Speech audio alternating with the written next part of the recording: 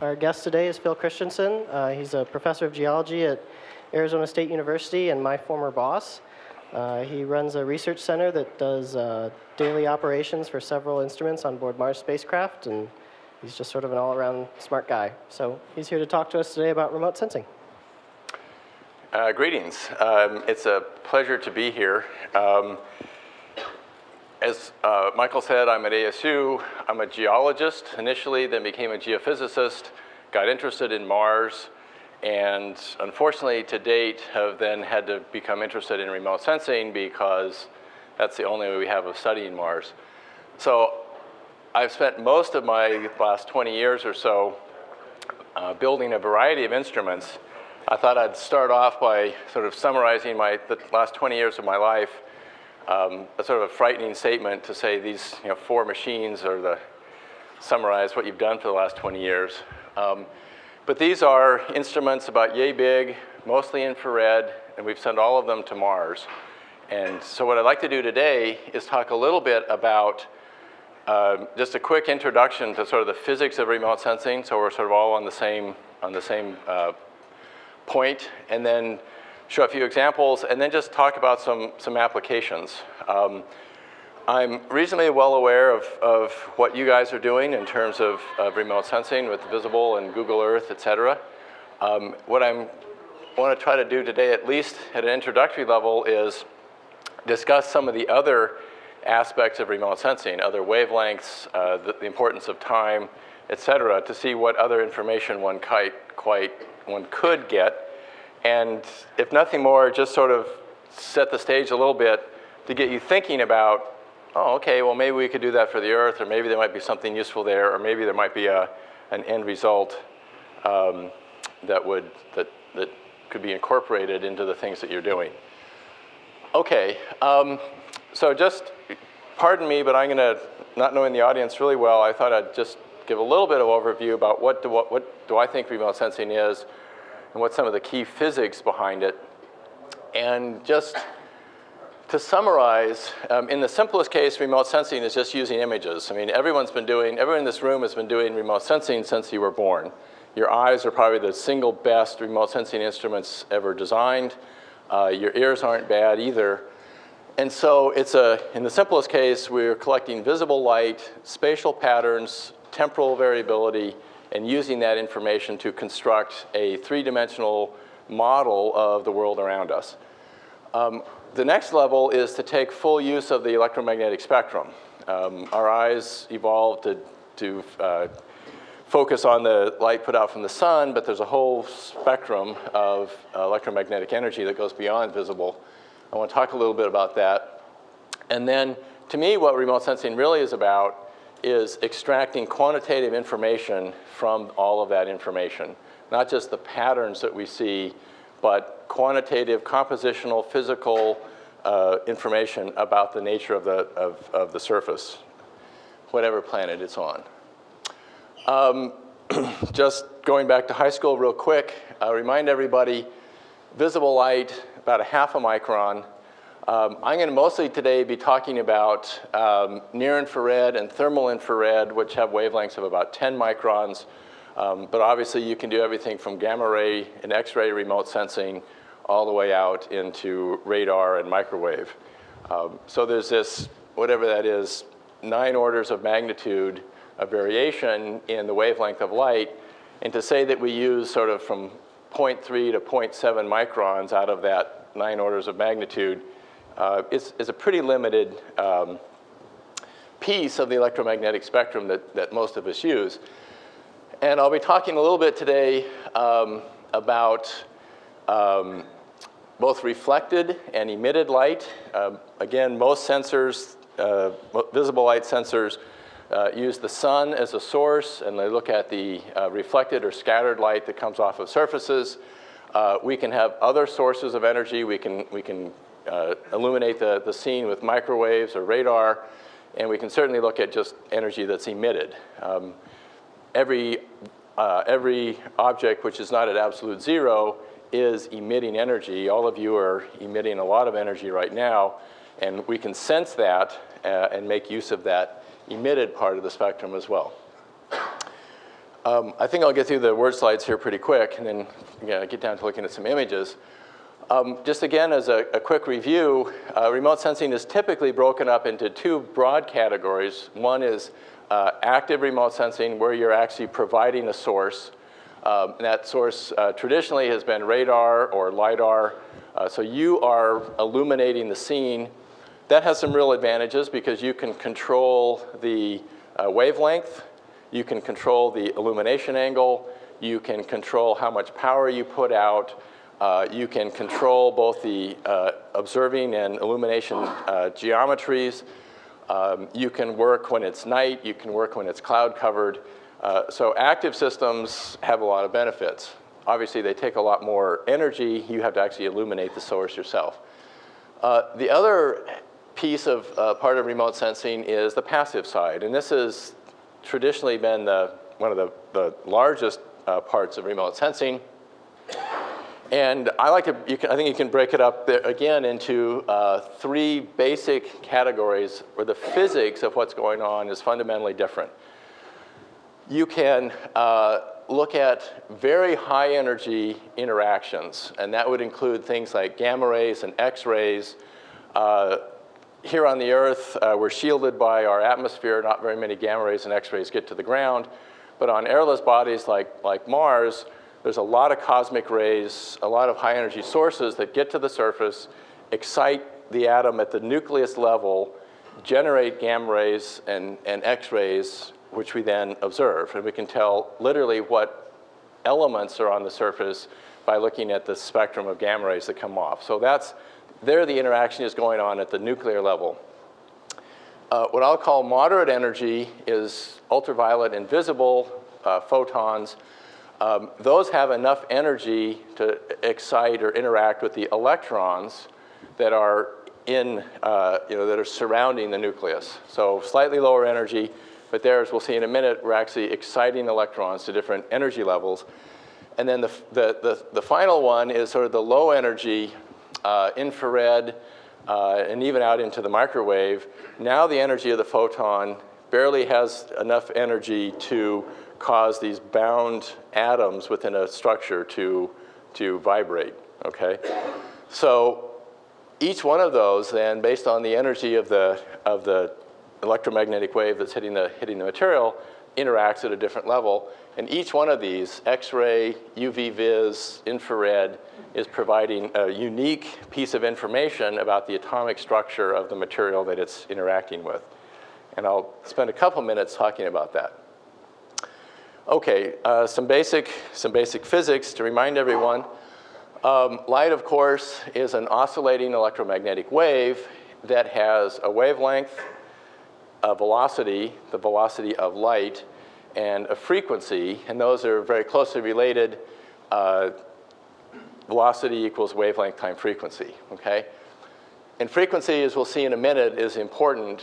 The frequency of the light depends a lot on how it is going to interact with the material. I think one of the most useful equations to keep in mind is E equals h nu.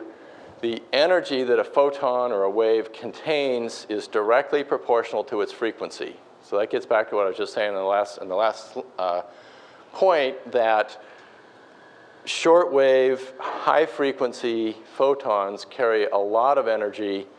Long-wave, low-frequency photons carry much less energy, and therefore they interact at the atomic level very differently. The other thing to keep in mind is electromagnetic waves, as the name implies, are oscillating electric and magnetic fields. And so if light is an oscillating electric field, and I interact with something that has charged particles, either electrons or nuclei, that electric field can interact with those charged particles. And it's the nature of that interaction then that causes light to be absorbed, okay? It's the reason why things have color. It's the reason why water heats up in a microwave.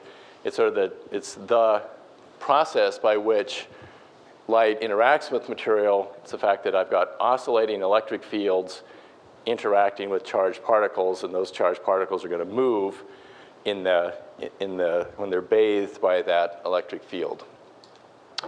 And so you convert the energy in the wave into the kinetic motions of the material. Okay, just a couple more points here. Similarly, at the same time that these electric fields are oscillating, the atoms in any crystal structure are also oscillating. Okay, they're bound in there by the forces that are holding those atoms together, but they're certainly not, balls on sticks like you see in a chemistry class. A much better model would be balls on springs. So I've always been trying to find somebody who would make a beautiful model of a complex molecule where you have these little masses and they're bound together by springs. All those masses are free to move around, okay? And just like in any system of masses and springs, the motions of that system are going to have resonant frequencies. They're going to vary with the mass of the atoms, and they're going to vary with the strength of the bonds, okay? So in any given crystal structure, you've got these masses, and they're held together by these bonds. Every one of those pairs of atoms has a specific resonant or harmonic frequency that it's going to naturally want to vibrate at, okay? And that's then sort of the key to how light is going to interact with this material. Because what happens then is, if I have this oscillating electromagnetic wave that's coming along, if the frequency of this oscillation, say some frequency nu2, matches the frequency of this harmonic resonance frequency within the material, then this electric field will excite these charged particles, cause them to move, and in the process, reduce or subtract energy from that wave so that when the wave comes out the other side, it's reduced in amplitude, okay? So it's just a fancy way of saying this light is absorbed by this material. But the thing that makes it important here is if I have a wave that's at some other frequency that's different from this resonant frequency of the material, then that wave tends to pass through the material more or less unchanged. Okay, there isn't a strong interaction, and so the light can come out. So in this particular process, and you can imagine that if I took a spectrum of white light and illuminated a surface, the waves that come out the other side, the spectrum that comes out the other side, I'm going to be missing those frequencies that correspond to these natural vibrational frequencies within the crystal. Okay. Let me come back to that. Okay, so that's two pieces of basic background. The third piece, if we're going to talk in particular, I want to focus now on sort of infrared spectroscopy. I want to talk about the emitted part of remote sensing. And to do that, we need to talk about the source function, what energy is being emitted by a material. I'm sure you're all, at least at some level, familiar with the concept of a black body curve.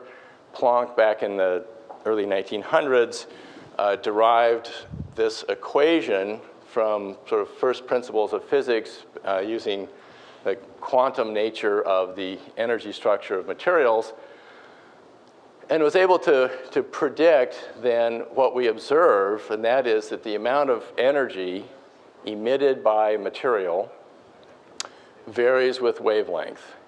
So here I'm showing wavelength in microns and temperatures, 0 degrees centigrade, 20 degrees centigrade.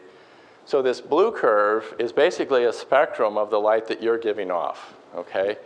All of you are emitting, all of you are at about 20 degrees C, maybe 30 degrees C, and you are emitting energy, and the energy that you are emitting is peaked at about 10 or 12 microns, okay? If I were to heat you up to 6,000 degrees C, how would the shift, what would your peak wavelength be if you were 6,000 degrees C? Somewhere in the visible. Somewhere in the visible. Okay, the surface of the sun is 6,000 degrees, and these exact same curves hold just as well for those temperatures as our temperatures. And so if you plug in 6,000 degrees C, two things happen. One is there's a lot more energy emitted, and the wavelength at which it peaks shifts to shorter and shorter wavelengths. So the sun is peaked down at about 0.5 micron, which is exactly why our eyes have evolved to be most sensitive to light at about 0.5 micron. As we'll see in a minute, the world is a whole lot prettier place in the infrared than it is in the visible, at least the natural world is. Rocks and minerals are. And we would be, as a geologist, I would be much better suited with infrared eyes able to look at the world than with these crummy visible ones that I'm stuck with. But the fortunate thing is we can build detectors that allow us to see in the infrared. Okay, so materials are emitting energy, and they're doing it in an ideal world. They're doing it as predicted by Planck from his famous equation, and the energy coming off of an ideal surface would look something like that. Okay, but now we have to, but in Planck's world, things weren't bound together. There were no bound atoms. Everything was just free to move around. It was not bound to anything else. When I start creating a crystal structure where I have atoms bound together, then we have these harmonic motions, these preferred frequencies, and now the light that's being emitted is no longer follows perfectly the Planck's function. We start to see these absorption bands, which are due to the vibrational motions of the material. That upper curve shows the black line is the idealized Planck function.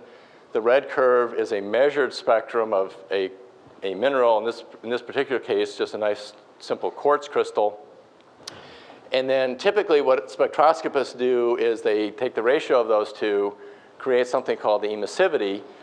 The beauty of the emissivity is it's independent of temperature.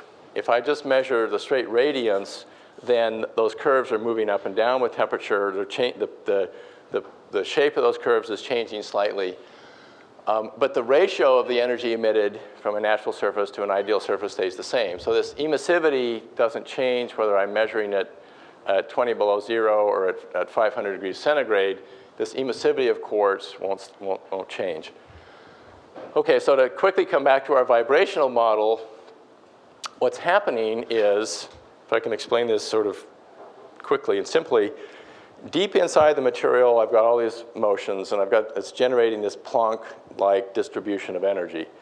As that energy tries to escape from that crystal, it's being absorbed, preferentially absorbed at frequencies or wavelengths that correspond to these harmonic frequencies. Okay, so this particular frequency that corresponds to a wavelength of, say, 20 microns, that's one of these harmonic frequencies. So the energy that's trying to get out is preferentially absorbed. The atom likes that energy. It vibrates at that energy. It takes the energy out of the wave. And so what we see coming out of the surface, there's a deficit of energy at that particular frequency. So the point of all this is that these infrared spectra, which we can quantify remarkably well, you can get right down to the basic physics of vibrational modes and all this other kind of stuff. There's this beautiful quantitative basis of all this. But for remote sensing, what we really care about is that because every known substance on the planet has a unique crystal structure, it will therefore have unique vibrational modes, and it will therefore produce a unique infrared spectrum, okay? So I can make a list of minerals that mean something to a geologist: quartz, clay, olivine, calcite. This is what they make concrete out of.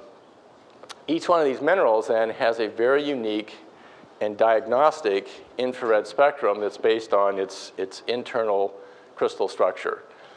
It turns out that a lot of what we know about the chemistry of and the crystal structure of materials has come over the last 100 years from studying their infrared spectra, okay? All right, and it turns out you can get incredibly detailed with this. It's one thing to say, this mineral is sort of different from that one, but these are examples of minerals that I don't expect you to know, but these are classes of minerals which are very, very similar. But if I start replacing, say, the iron atoms with magnesium atoms, that changes the fundamental frequencies because the mass of those atoms is changing, the frequency of the system is changing, and these absorption bands shift around. So it's a very diagnostic tool down to very precise levels of what the crystal structure of the material is.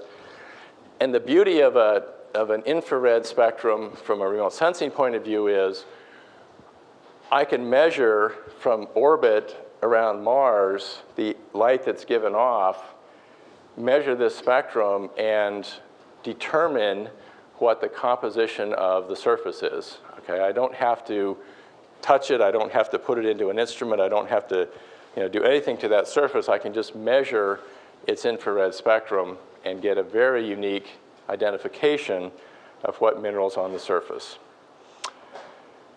And we've done that, and I'll show some examples a little bit. Although I've spent the last 25 years studying Mars, and I think I only have one slide in here on Mars. So for better or worse, if you wanted to hear about Mars, you're going to be disappointed.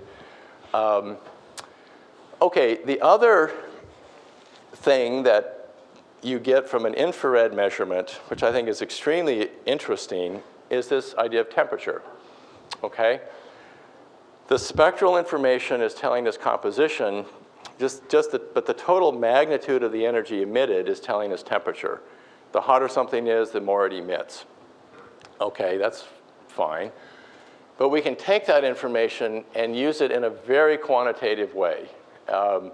You can develop very sophisticated models that predict the temperature of a surface as a function of time of day based on the physical properties of that surface. Its grain size, its conductivity, its subsurface layering, whether it's a metallic material. You can put all of that stuff into a model and predict how the temperature will vary with a time of day. So for example, large rocky materials will hold their heat really well at night. They've stored a lot of heat during the day, and then that heat comes back out at night. So rocky materials will stay warm at night. Very fine-grained sand and dust materials, we're not able to conduct heat into the interior. We're not able to store any heat. So at night, that upper layer cools off very rapidly, and there's no stored heat to come back out and warm the surface. So we get these diurnal curves that vary significantly on whether a material is rocky or fine-grained. So for example, here's a place on Mars that here it's very warm at night, okay? And here it's relatively cool during the day. We can go into these thermal models, measure those temperatures, and say, okay, this is actually bedrock. This is pure solid rock sitting on the surface of Mars. This stuff that was relatively cold at night and heated up during the day, that's, say, millimeter-sized gravel. So you can actually get very quantitative about this and be able to pin down the particle size of surfaces I can tell whether it's millimeter gravel or 2 millimeter diameter gravel based on these very precise temperature measurements. Okay, so from the infrared then we get composition. We also get some indication of the physical nature. And then finally I wanted to come back. So that was the vibrational spectroscopy, the low energy end. If you remember back, I was talking about the moderate energy UV visible light. That's where the photons have enough energy to actually interact with the electrons. And if you remember back to an energy level diagram of hydrogen or sodium, the electrons in the cloud around an atom are, they're at a ground state. They can be excited to an excited state.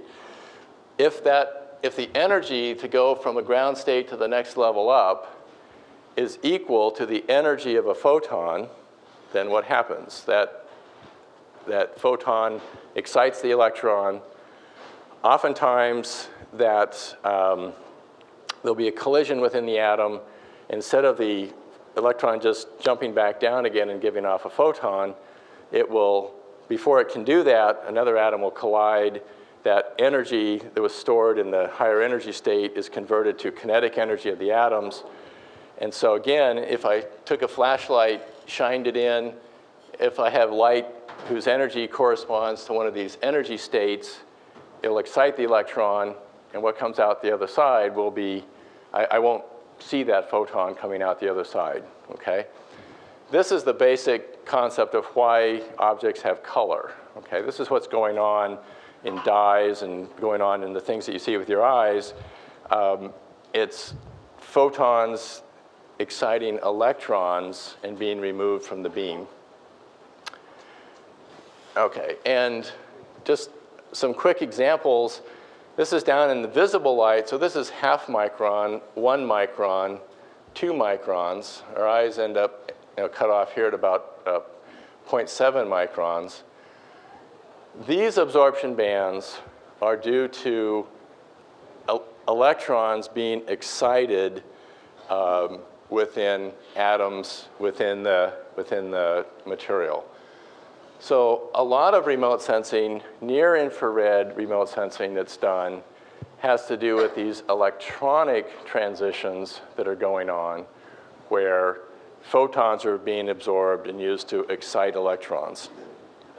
The problem with electronic spectroscopy is there's only a very small number of elements where this process actually occurs at these kinds of wavelengths. And specifically, it's the transition metals.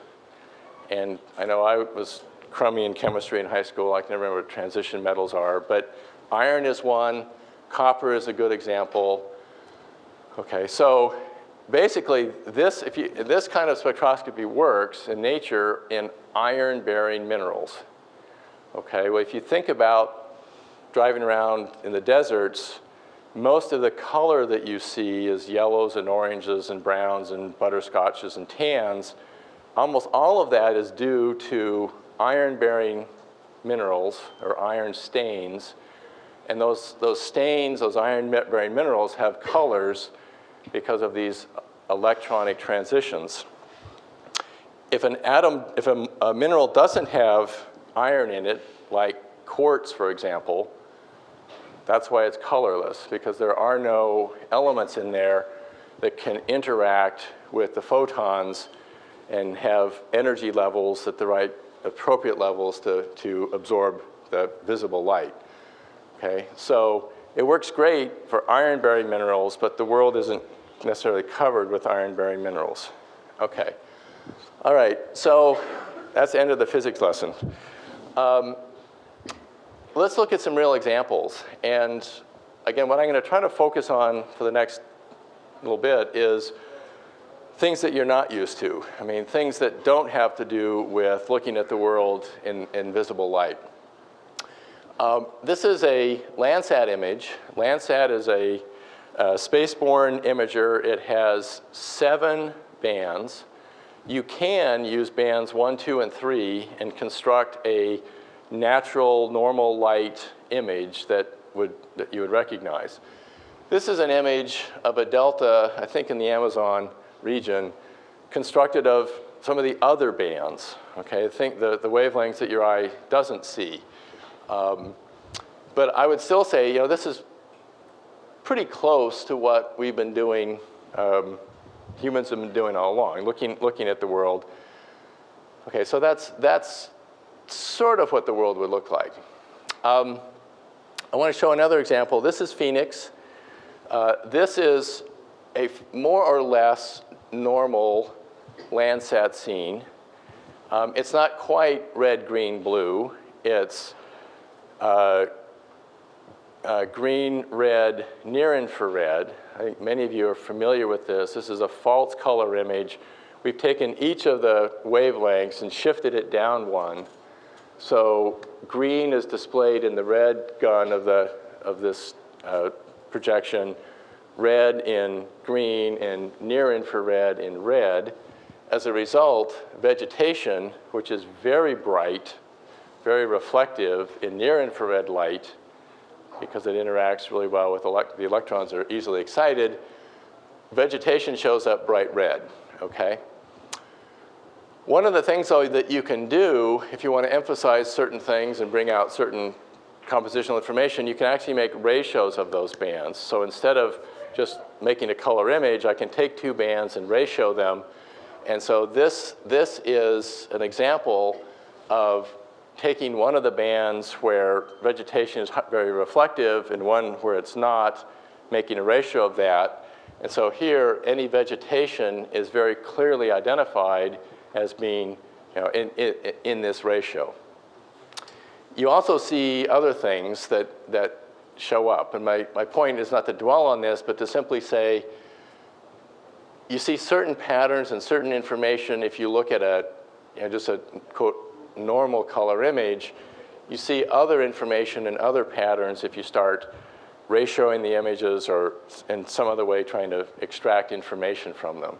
So for example, clear differences, say right here, between urbanized and non-urbanized actually can show up better in some of these ratios than they do in the original, just in the color image. This is an example of what I said about what the world would look like if you had infrared eyes. I've taken this set of spectra, and you can fly a spectrometer, but they're big and expensive and complicated, and they're hard to get to work. I can also build a camera, an infrared camera, that's relatively straightforward and only has 3 filters. And if I put one of those filters at 10 microns, one at 9 and one at 8, and took an image, and then I displayed the emitted energy at 10 microns as red, 9 as green, and 8 as blue, then for example, if you look at quartz, it's emitting a lot in what then becomes the red band, not much in green and not much in blue. So in a false color infrared image, that quartz would look red, okay? Similarly, if I take a mineral that's bright at this wavelength and is absorbing at these 2 other wavelengths and display it, it's going to look blue, okay? So if I flew an infrared camera, 3-band infrared camera across the desert, instead of, you fly along, you look out the window, the world is brown and gray and tan. In the infrared, this is literally what the world would look like if you had infrared eyes. And to a geologist or someone interested in the composition, the nature, the makeup of the surface, this is what you'd see. And this is basically a geologic map of this mountain range without having to do anything at all. I mean, geologists spend years detailed mapping to try to find all these different mineral deposits and rock outcrops and different types of material. This infrared image is essentially giving you that information instantaneously.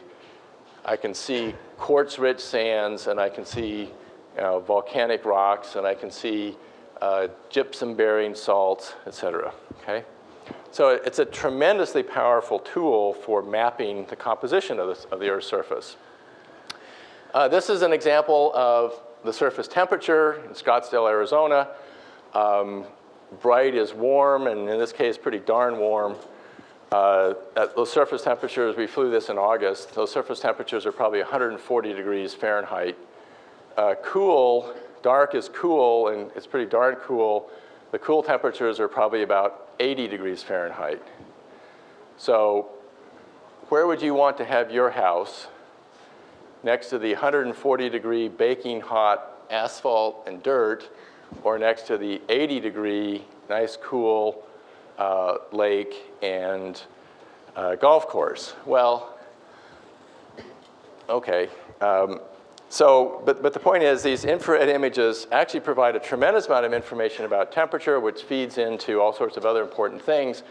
In Phoenix, we're trying to actually use these to measure lake temperatures and swimming pool temperatures and calculate evaporation rates and how that's affecting the humidity. And there's all kinds of environmental impact of all of these crazy golf courses and all these lakes that show up extremely well just by looking at the temperature effect of those things. And I'll just touch on this. This is a really detailed spectrum, again, from about 20 microns, sorry about the units, down to about 5 microns. So it's an infrared spectrum, extremely high resolution, looking at gases in the atmosphere, in this case, the atmosphere of Mars. Even down, if you look at that box, you can build spectrometers that have that kind of resolution. This is how we're monitoring trace gases in atmospheres. So there's a tremendous amount of information that you can get about the composition of the atmospheric gas.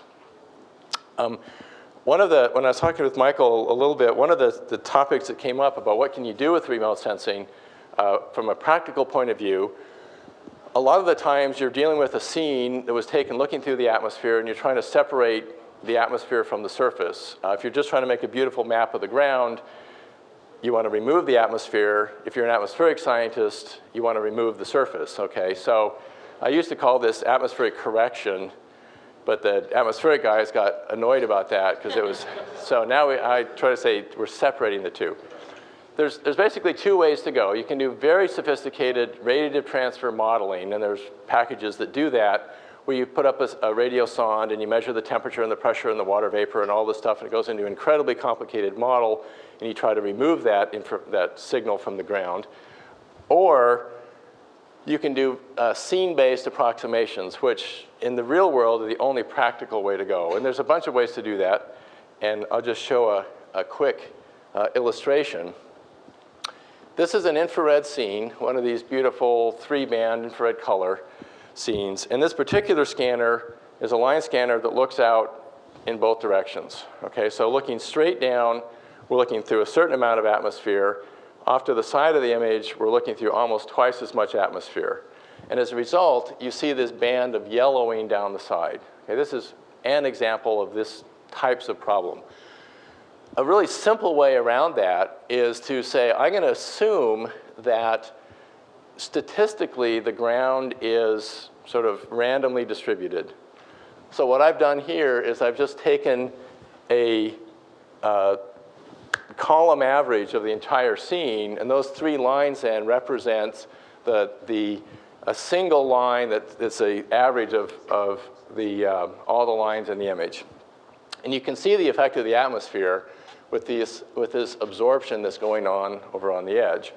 I could try to model that, or I can be really simplistic and say, I'm just going to take this signature and subtract it from every line in the image, okay? So this is just a simple scene-based example, and you can see what just something even that simple has done. This material, which looks yellow in the original data, suddenly looks like it's supposed to do in this scene-corrected data. So there's a lot of very simple ways that people have devised over the years in a practical sense to separate the tremendous amount of information that's in these images. Okay, let me just quickly show, I'm not a radar expert, but I didn't want to talk about remote sensing and not mention radar. There's a tremendous amount of information in radar as well. Here what you're seeing is all of this bright material is basically man-made, metal-rich material. This is a scene from a radar experiment that was flown in the shuttle, again over Scottsdale, and you see natural desert, watered fields, but this incredible signature from the metal in the city. With radar, you can transmit these electric waves. You can transmit them this way and that way. And which way you transmit them has a huge effect on what happens. So for example, the main difference between those 2 scenes is whether or not the wave was transmitted vertically or horizontally. In the first case, it's vertical. The electric field in the wave was oscillating vertically. And so where I had electric power lines, there was very little interaction. In the second case, the wave was oscillating horizontally, where I have electric power lines. I get a very strong interaction, okay? So one of the beauties of radar is you can actually tune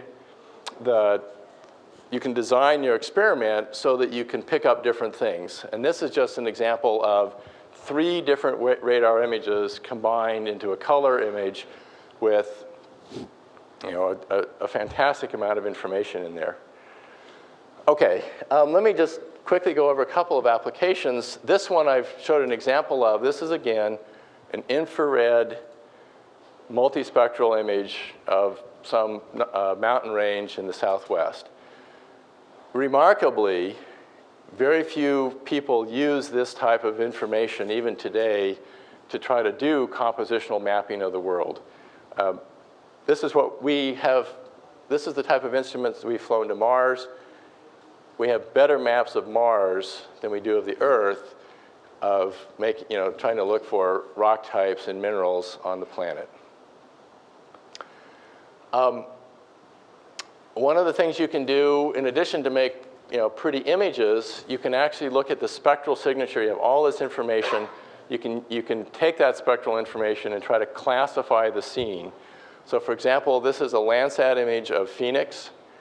Then this is taking that spectral information and classifying the scene. I'm going to zoom in on, this is the airport. So you can make this, again, it's an automated tool. You define what the rules are, what each of your classes, what it consists of, what type of spectral signature it has. And so we're looking at cultivated grass, vegetation, commercial compacted soils, water, asphalt, concrete. So you can make these classification images of a city that then you've extracted a lot of information about that city, and you've done a lot more than just make a pretty picture of the city. I've actually got information that I can use to study, for example, study the city over time, see how deserts being converted to agriculture, agriculture into urban use, et cetera. Okay, the other thing that you can do with remote sensing of cities in particular is look at temporal changes. This is an example of Beijing from a very early 1978 relatively low resolution version of a Landsat instrument. This sort of ugly gray color here is most of the urbanized part of Beijing. In this false color image, fields and vegetation are showing up red. And it doesn't take much to sort of note the difference between 1978 and 2004. In that same area 2 years ago, there's virtually no agriculture or vegetation left in this region. Okay. We're seeing Yeah. a seasonal difference there too. In this particular case, there is a seasonal difference. In an ideal world, you certainly wouldn't want that. But one of the problems, I was talking earlier, it's remarkably hard to go back very far, even from the satellite data. Oftentimes, we only had one image a year that was even acquired. So, but you're right, and that certainly complicates the whole situation. And in particular, in China, where their cities are evolving quickly, it's remarkable how much change is occurring. Shanghai was a relatively small city surrounded by vegetation 30 years ago. Today, it's grown dramatically. I think I have one more example. Hong Kong. So you can use remote sensing in the time domain as well to really look for temporal changes in the Earth's surface. You hear a lot about things like deforestation in rainforests, but some of the most dramatic changes are occurring around cities as they are growing spectacularly. From the nighttime temperature, you can study things like urban heat islands. I'm assuming you've heard of this. This is a nighttime temperature of image of Phoenix. And a couple of things are apparent. First of all, where are the warmest parts of the city? Well, they're the roads, the buildings. That huge bright blob up there is the airport. Okay, it's pretty easy to see where the man-made sources of heat are.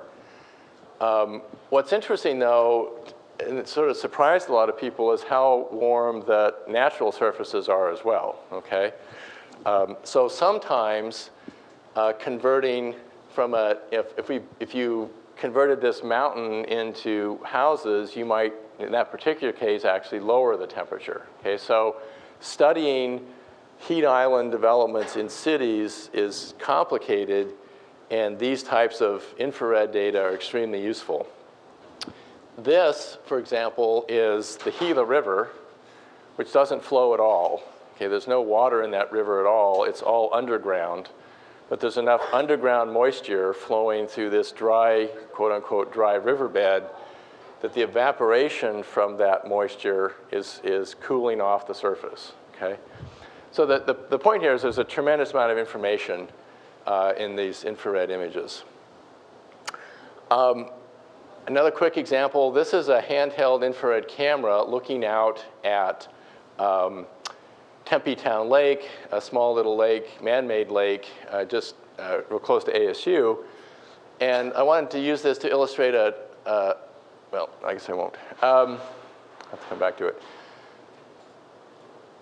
So even simple, you don't have the fancy aircraft or satellite infrared imagery, just handheld infrared cameras now are becoming inexpensive enough that you can begin to put these in strategic places and monitor things like water temperature and surface temperature and road temperatures, et cetera. One of the points that I was going to make is oftentimes, for those of you who are trying to do any type of scene classification or automated scene identification, one of the things that we have real trouble with is telling water from asphalt. They're both really, really dark.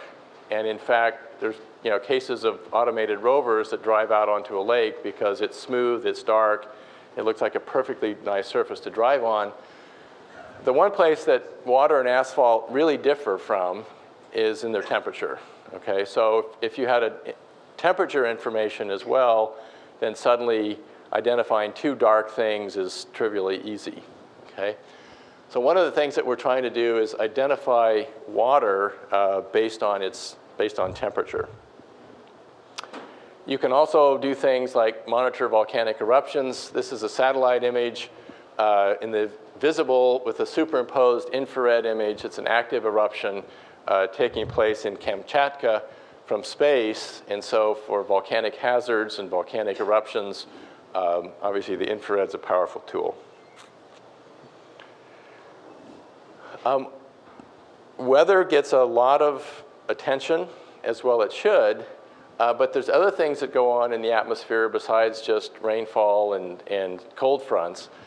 This is an example, and this is the western coast of Africa. That's Gibraltar, and that's Spain for scale. So this is a huge piece of Africa and part of Europe. And this is a big dust plume that's blowing off of the Sahara Desert, okay? These dust plumes are not uncommon, and oftentimes they reach all the way across to North America. You can easily detect Saharan dust in the air in New York City, and from space, with remote sensing, you can track these things, you can see them coming. On the other side of the world, you see the same sort of effect. This is, again, dust being blown off of the Chinese continent and headed east. So there's a tremendous amount of things that go on in the atmosphere besides just weather. Okay, so again, just to plant seeds of things: pollution, aerosols, volcanic ash, volcanic dust. These are additional things that you could monitor from space. Just a couple more applications, some things that we're doing that I wanted to mention. as part of a NASA activity a couple years ago, a few years back, I started up a thing called 100 Cities Project, whose goal was to try to monitor 100 cities around the world. And in doing that, we were trying to collect all kinds of information, not just satellite data, not just remote sensing data, but socioeconomic data, geographic data, land use data, zoning data. And what we're finding is when you start combining those other levels of information with the imaging data, then suddenly economists and sociologists and all kinds of folks get really interested in these data sets, okay? And so for things like Google Earth that have this beautiful imagery, what we're trying to do is look at other pieces of information that you can add to that, whether it's things like the depth to the water table, well logs, traffic accidents, air pollution, air quality, thunderstorm tracks, whatever. There's a tremendous amount of information, much of which you can get remotely, that you can add to the image data. And this is just an example where we've built up this system that's trying to use some of these satellite data, in this particular, in our case, temperature data as well, to add to the existing visible imagery. One other thing that I just wanted to mention, this is something that Michael actually was working on back when he was at ASU. This is an example of 6 or 7 global data sets that we have for Mars. We have a total of 57 of these, and everything from mineral type to rock type to where dust storms have occurred to changes in surface albedo to nighttime temperature to elevation data. What you find is when you put this 56 data sets together, then suddenly people are doing very sophisticated research on these global data sets, okay? And I don't think any of the ones that are in our set of 56 are classic visible remote sensing. They're almost all thermal, radar, topography, laser, et cetera. So I think this is an example where on Mars, we're probably doing more sophisticated combinations of remote sensing data than we're actually able to do here on the Earth. And I think you could easily develop these very similar types of data sets here for the Earth. Okay, I think I have, okay, I wanted to show one other example. This is an example of a infrared spectrometer. So it's that full spectral resolution that I showed for the Martian atmosphere. You can actually develop these now where they're imaging systems, where each one of those pixels is a full 2,000 point spectrum.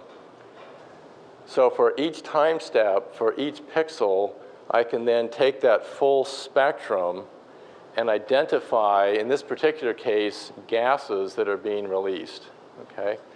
So for pollution monitoring, for looking at what's coming out of smokestacks, for what's coming out of cities, this next generation of remarkably sophisticated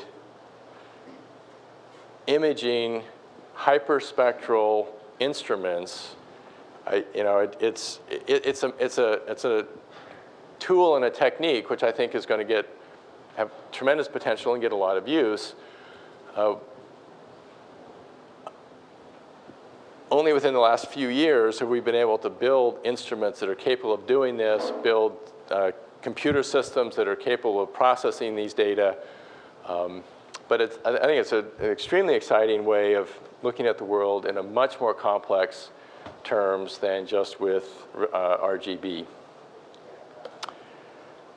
Okay. I think I'm going to skip this one and just close with a couple of other thoughts. I just came back from, I spent last week at a NASA conference with folks who were looking at what astronauts are going to do when they go to the moon. And without getting into the detailed politics of that, in NASA's mind, we're going to send astronauts to the moon, and the scientific community was then tasked with what are they going to do when they get there, okay? You could easily argue that you have that problem backwards, but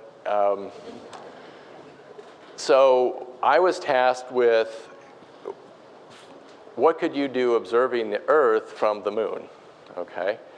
And my first thought was that's really stupid.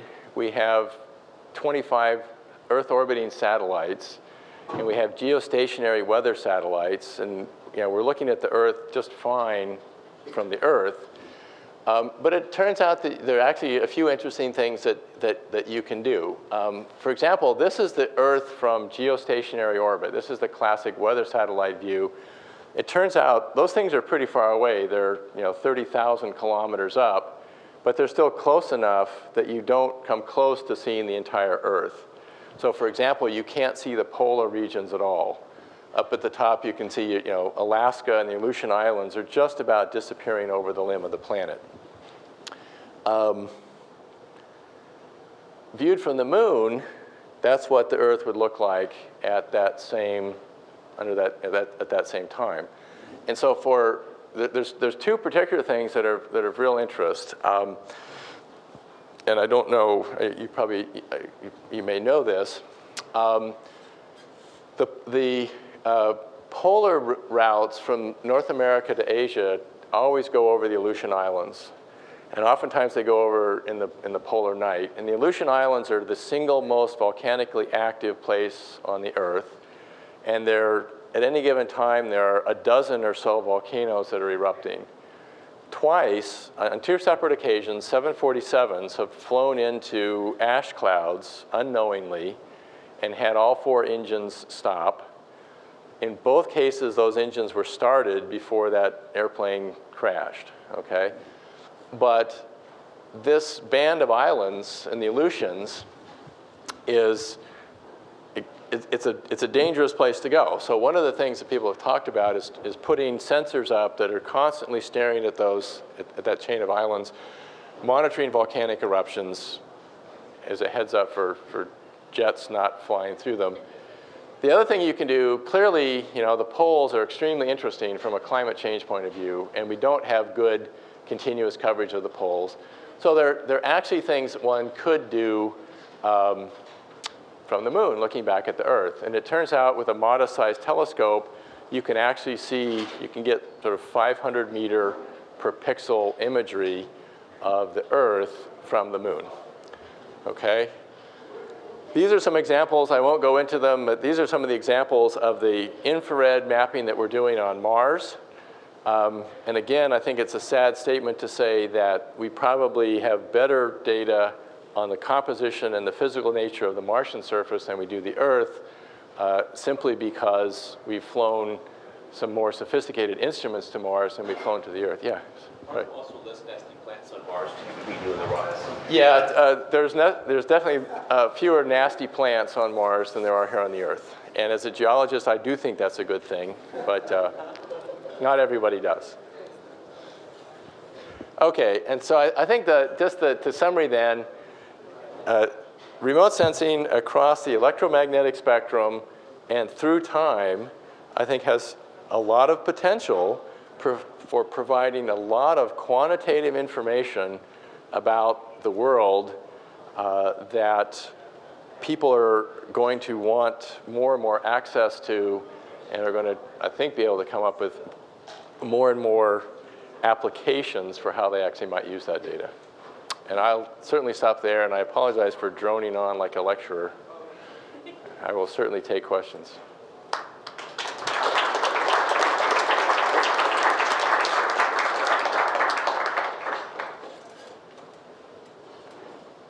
Yeah. When you were discussing emissivity, you described a process that I think corresponds to incandescence. Is there anything useful in fluorescence? The question was, the comment was, in describing emissivity, I was describing something that was similar to fluorescence, and that certainly is the case. you can, you get these waves and they excite things, and you can be excited and then cascade back down, or you can be excited and, and fluorescence is one of those processes where waves are excited or absorbed, electrons are excited, and then as that electron comes back down to its original ground state, it can give off photons. If it comes down in a series of steps, then it actually gives off photons whose wavelength is different than what it absorbed, hence fluorescence. And yes, there's a lot of information in that. Typically, you illuminate in the ultraviolet, and materials then re-emit or fluoresce at visible wavelengths. But there's a lot of information in that. I find scorpions in our backyard because they fluoresce at night, and so you can find them easier than. But that's a good example of another way of looking at the spectrum. Yeah. So I guess seriously, what fraction of the Earth's land surface can you map geological maps from? Because there's not too many plants. Okay. The comment was, what fraction of the Earth's surface can you map geologically without the interference of plants? It's Southern California, I can do fine. Arizona, I can do fine. Rainforest, no. Northeast forest, no. It turns out, even if you have like 20% of the ground covered with plants, or 30%, 40%, you can still get a really nice signature through it. One of the interesting facts is that huge parts, from a human perspective, large parts of the population of the Earth live in relatively arid places, okay? So monitoring those, mapping those is really useful. The other thing, from a climate point of view, the arid places on the planet are the ones that are undergoing the most rapid change. We can detect changes in vegetation, so you can detect desertification, if you will, in arid regions. The polar regions are extremely interesting, looking at alpine glaciers and seeing how they're retreating. So there's a lot of really interesting processes that you can map that are going on in places that don't have a lot of vegetation. On Mars, you could do it on the Earth. Which implies that there is no material that is identical to another material in the infrared spectrum but differs in the ultraviolet. Yes. I guess the point I was trying to make, and I didn't make it very well, was that every material by definition, has a unique crystal structure. It's made up of a unique set of atoms that are bound together in a unique way. So this is not valid for characterizing amorphous material? You can identify that it's an amorphous material, but things like glasses, for example, don't have nearly as complex an infrared spectrum as, say, a crystalline material.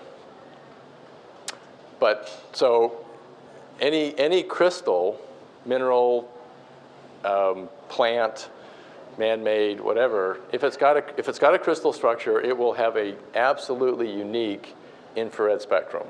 Okay. And if you have enough, and enough depends on what you're looking for, but for geologic materials, for biologic materials, several hundred spectral bands is plenty to be able to identify those uniquely.